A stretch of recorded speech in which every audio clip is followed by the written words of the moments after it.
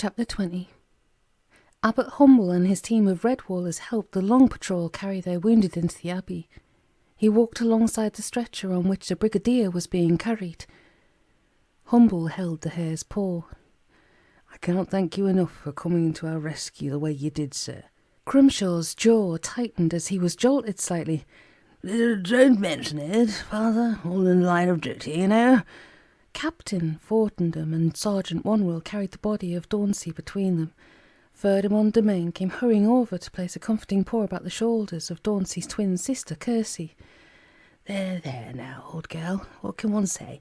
Your brother went down bravely. He was a perilous warrior, what?" Kirsty was dry-eyed and tight-faced, obviously in deep shock.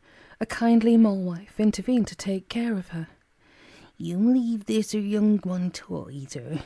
Come here with I, my dearie, if he's needing a good rest." Sister Arnell and Brookie were assisting a hare who had an arrow protruding from his footpaw. As it came through the gate, Tam joined her, still carrying the sword of Martin. "Arnell, how are you?" She nodded at her patient. "Much better than this poor hare, thank you. I heard how you leapt the abbey wall and slew 5 of those brutes single-pawed. It was a very brave thing to do, Tam." Shuffling awkwardly, the border warrior chuckled. "You've been listening to rumours. Doogy was with me. We scaled down the wall. It's not hard to do when you know how. As to slaying the 5 vermin, well, it was just in the right place at the right moment." Doogy scowled as he trundled past, trailing his sword. "If he fell doing it well, he'd come up with a cake in his paw. Next time you're passing out broadswords, lassie, dinna forget to save one for the bonny, handsome Highlander." The pretty squirrel maid passed the wounded hare to them. "I will, sir, if you can find me a bonny, handsome Highlander. Will you and Tam help this patient up to my infirmary? Come on, I'll show you the way." When they arrived at the sisters' sick bay, there were other casualties waiting besides the abbot and Brigadier Crimshaw. Though he was the most seriously wounded, the Brigadier refused to be treated until all his injured creatures had been seen to. He chatted with Tam as he waited. "Heard all about you, MacBurl. From what I'm told, you're a brave, perilous warrior. What? 6 of the blackguards, and it just put paid to them all, single-pawed by Jingo." Tam corrected him. "'Twas only 5, sir, and I was just doing my duty. I was very sorry to hear about young Dauncey. He was a gallant young galloper. I hope I got the scum who slew him, sir." The Brigadier heaved a great sigh. "Young life like that, wasted. My fault, really. I should have kept the rascal on cookhouse duties. Who knows? Maybe his luck would have run out a different way. Me, I tell you, Tam, the lone patrol is a hard and dangerous life for any beast." Abbot Humble nodded in agreement. "Indeed it is, Brigadier. But where would the peaceable creatures be without their protection? We'd have been long ago overrun and enslaved or killed by vermin." Tam rested his chin on the pommelstone of Martin's wondrous sword. "Aye, you're right there, Father, and so you are, sir. We all chose our different paths. Some are born gentle, while others are destined to be warriors. Look at Doogy and me. All we've lived by are our blades. We could no more live quietly in an abbey than Abbot Humble could take to the sod.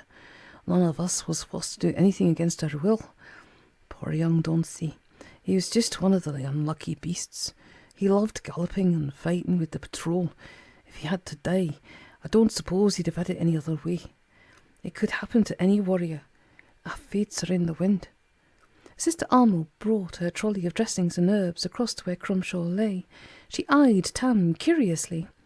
"You're quite a deep thinker." Doogy looked up from a roll of bandage he was playing with. "Aye, lassie, you can't learn all his deep thinking from me. I had a fearful job trying to teach him." She slapped Doogie's paw and took the bandage from him. "Do something useful, Master Plum. Take hold of the Brigadier's paw. Tam, would you take his other paw, please? You'll have to hold on to him whilst they remove that arrow." The Highlander took a grip on Crimshaw's paw. "Oh, yon sister's a fearsome creature, Tam. She's a broad paw slapper too." Smiling, Arnold ignored the jibe. She worked skillfully on the wound, explaining as she went. "Luckily the arrow went right through. If I break the shaft, it pulls out easily from the back, see? There's no broken bone there, so it's a clean injury. I'm not hurting you, am I, sir?" Holding the barbed point and the broken arrow up to his monocle, the Brigadier shook his head. Not at all, my dear. Wish I could jolly well still your way to be the hero at Salmanderstron. Pretty girl like you, who knows what she's doing? Not like old Blood and Fluff Wackworth, eh? The hare who's the present Sawbones. Sorry, young chap, go to him with ingrown pork law one time. Do you know what the confounded buffoon did? Pulled two of the poor beast's teeth out. What? Arnold stifled a giggle. I've packed a wound for streamers, some sarnical leaves and caldoc leaves. We'll bandage it firmly, but not too tight. Drink this cordial. It's made from motherwort and gentian root. It will ease any pain and help you to rest. Tam winked at the infirmary sister. That must have took some deep thinking to learn all about herbs and dressings, eh? The pretty young squirrel maid answered modestly. Not really, just a lot of bitter experience and hard concentration. Now shall we escort the wounded down to lunch? I'm sure you'll enjoy Redwall cooking. Brigadier Crumshaw leaned on Tam and Doogy, chortling. By the left, Redwall Scoff. I visited there before, don't you know? Finest victuals anywhere. Makes our tucker taste like stale haversack rations and hardtack. Well, lead on, sweet sister. Point us to the blinking trough. However, before any beast could eat, there was a burial to attend. That of the unfortunate galloper Dauncey. Formal Bruffy and his crew had seen to the digging arrangements. It was a quiet little spot at the corner of the southwest wall, shaded by an old cherry plum tree which had rooted itself into the base of the wall. Kirsty, unable to bear watching her twin laid in his grave, sat stone-faced by the fire in Cavern Hall, attended by the homely moor-wife. After the burial, the hares of the long patrol sang a short verse as a farewell to their comrade. Now the sunny glades are silent, where our fallen warriors lay, as in memory we treasure all the brave who marched away.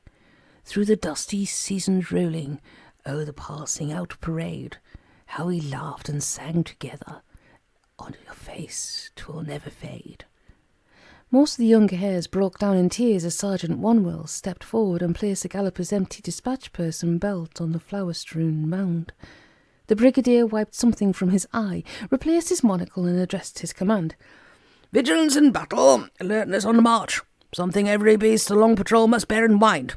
Obedience to the officer's orders, and strict attention to the advice of the veteran comrades. Vitally important. I say vitally, because if you adhere to these rules, it may save your life.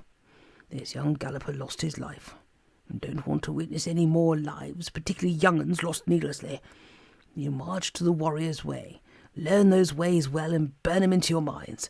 You'll all get your chance to avenge the memory of young Dauncey in the coming days. That'll help him to rest easy, knowing his friends are continuing the fight against evil and brutal vermin. That's all I've got to say. Sergeant. Wanwell threw a smart salute. Sir, all ranks to mess, and remember your manners in front of these kind creatures. Dismiss. No beast could ever be gloomy for long at Redwall Abbey. The newcomers were made heartily welcome by the abbot and his creatures. Friar Gleeson and his helpers had the kitchens working to capacity. With his ample past experience in feeding hares, the good friar was aware of the huge appetites they possessed and was well prepared to cater to the long patrol. Gleeson bustled about his kitchens, checking everything for quality and quantity. Salad, we need mountains of good spring salad. Chop more carrots, add the extra radishes. Bertie, that little few stalks of celery won't be nearly enough. Go and get some more from Brother Dimple, that's more. Bertie the Mole tugged his snout. Aye, sir, and I'll fetch ye a great load of watercress and scallions and liquors too. Yer, would springy little curtain lend all your paw. Skipper strolled into the kitchens, dipping a paw into a big wooden bowl and licking it with relish. That tastes nice. Like me better with a dash of hot root pepper in it. Gleeson raised his ladle threateningly. Away, you great plank-ruddered marauder. That's my own special recipe. Rosette vinegar and almond oil salad dressing with grated dandelion bud. Anyhow, what you doing in my kitchens, eh? The otter chieftain stole a hot scone from a tray which had just come out of the ovens. He retreated to the door, jiggling it between both paws. Yabbit says to tell you lunch be out on the lawns. He said to serve it buffet style, 'cause he wants a full banquet supper laid out in great hall this evening. Gleeson threw up his paws in despair. Well, this is a fine time to be telling me that. Oh, well, please run down to the cellars right away. Tell Burlap to bring up the trestle with the folding legs, and it's set out on the lawn, not too far from the steps. Every beast sits on those steps when we have lunch out there. Now, what next? Mushroom and onion gravy for the pasties, hazelnuts for the fruit slices, Dramz and glaze for the pear flan, cheese! I knew I'd forgotten something. Ripe yellow cheese for the grilled chestnut dip.